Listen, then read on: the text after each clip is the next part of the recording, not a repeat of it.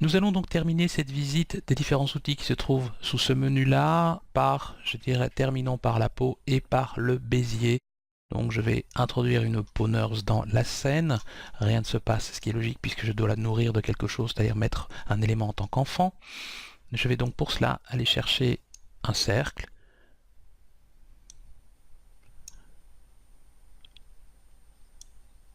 Je vais prendre par exemple une étoile et un N côté. Je vais utiliser mon outil de déplacement. Voilà qui est fait. Je vais sélectionner l'ensemble des objets, voilà, donc N côté, étoile et cercle, et les glisser en tant qu'enfant de la peau nurse. Et donc qu'a-t-il fait? Eh bien, il a simplement relié ces différents éléments. J'ai toujours la possibilité, bien entendu, de remettre ces différents éléments à l'échelle. Donc l'étoile est ici, je peux éventuellement la mettre à l'échelle aussi, et donc je passe d'un cercle à une étoile vers un N côté.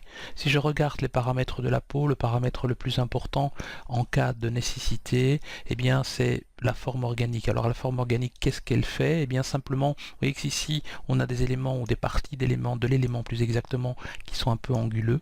Donc je peux cocher forme organique et là je vais avoir quelque chose de plus doux au niveau de la transition d'une forme à l'autre. Voilà l'essentiel pour la peau nurse, pas besoin d'ajouter grand chose. Vous pouvez évidemment rajouter d'autres formes primitives éventuellement, 2D si vous avez besoin. Donc vous pouvez le faire de cette manière-là. Il faut savoir également que par rapport à la peau nurse, on n'a pas spécialement besoin d'avoir des formes fermées. Donc ici, ce que je vais faire, je vais par exemple créer un arc. Alors j'ai demandé un arc qui soit par exemple à 180 degrés. Voilà qui est fait. Je peux le multiplier. Donc je pourrais faire CTRL-C, CTRL-V, donc copier-coller, mais j'ai la possibilité avec l'outil de déplacement, en appuyant et en maintenant la touche CTRL, je fais une copie, une première copie, je fais une deuxième copie et une troisième copie. Cette fois-ci, je prends ces différents arcs et je peux les glisser. Voilà, j'ai donc ici un micro-tunnel, si je puis dire, en ayant toujours la possibilité, par exemple, sélectionnons l'arc du milieu et mettons cet arc du milieu à l'échelle. Et vous voyez qu'il y a une déformation instantanée. Donc l'objet ne doit pas spécialement être une primitive paramétrique 2D non plus. Vous pouvez utiliser vos propres tracés, mais ce qui est important de voir, c'est que vous n'avez pas spécialement besoin d'avoir un objet qui est fermé. Voilà en ce qui concerne la peau nurse. Il nous reste donc juste à voir le Bézier.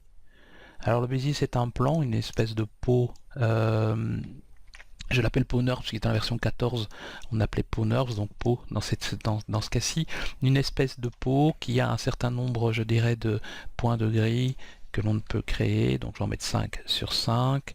J'ai la possibilité éventuellement de fermer en X ou fermer en Y. Mais laissons les choses par défaut. 24 subdivisions, c'est la douceur, je dirais, de notre objet. Je vais prendre mon outil rectangle de sélection en mode point, voilà, et sélectionner un certain nombre de points. Vous allez voir que la déformation qui va s'appliquer, donc ici j'en ai pris 1, 2, 3, 4, très bien, outil de déplacement, et je déplace les choses. Alors peut-être revenir en arrière, revenir ici en rectangle de sélection, appuyer et maintenir ce contrôle pour désactiver ceci, et j'ai donc la possibilité de déformer l'objet. Donc c'est quelque chose qui peut être utile dans certaines situations.